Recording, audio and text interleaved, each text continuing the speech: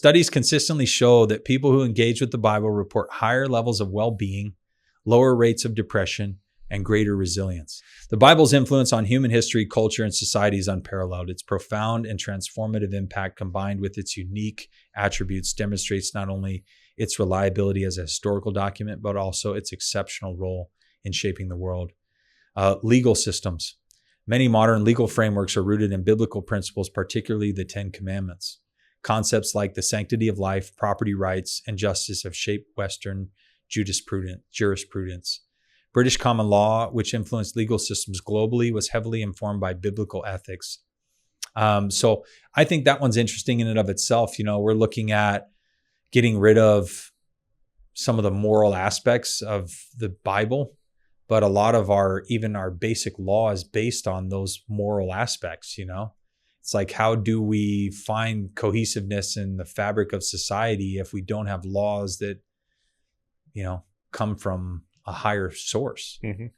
If they become relative to societal desires, it's like, man, we tread a slippery slope at that point, right?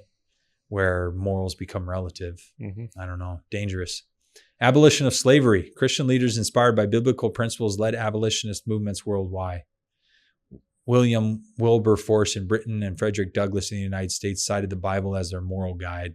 The principle of human equality, so God created mankind in his own image, undermined the institution of slavery. And really, you can see is foundational in the founding documents of the United States. Yeah.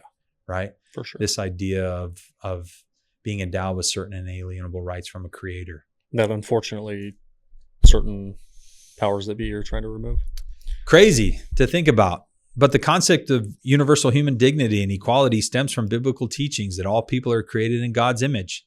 The Universal Declaration of Human Rights, 1948, was influenced by these principles, acknowledging inherent human dignity.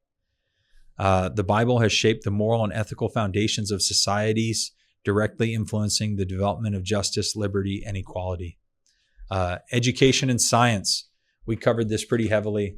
This is one of the videos in short form I get a lot of hate on, is that the Bible was central to the creation of early educational systems in science.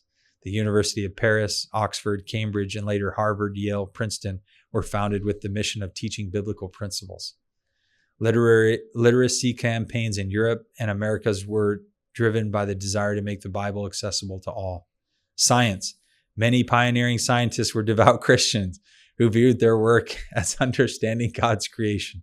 Isaac Newton, right? Physics and calculus. Johannes Kepler, astronomy. Robert Boyle, chemistry, explicitly cited biblical inspiration for their studies. The Bible's affirmation of an orderly universe laid the groundwork for scientific exploration. Far from being anti-scientific, the Bible inspired intellectual curiosity and provided the framework for the systematic study of the natural world. Culture and literary influences. You have language development, art and literature. The Bible's cultural legacy transcends time, influencing art, language, and literature globally. Uniqueness among ancient texts. Composition and preservation, written by over 40 authors from diverse backgrounds, kings, fishermen, shepherds. Across 1,500 years, the Bible maintains a cohesive narrative centered on redemption and salvation. I think that goes to this idea of the influence of the Holy Ghost teaching truth. Because to be able to take, 40 authors across multiple continents in diverse backgrounds and have all of their message be consistent with the message of the Bible goes to some higher level of order that was functioning within all of them. Mm-hmm. Right? Truth that came across regardless of who they were or where they were from or when they were writing. There's something powerful in that. We find that sometimes in society where there is a movement of truth that is greater than all of society. And it's like, it's somehow, I don't know where it comes from, but it has this ability to permeate everybody at the same time. And it's like you run into somebody and they're like, oh, I'm doing that. You're like, oh yeah, I was thinking about that. And then like everybody is just doing it. And it's like, I don't know how that works, the social fabric that makes up our collective consciousness.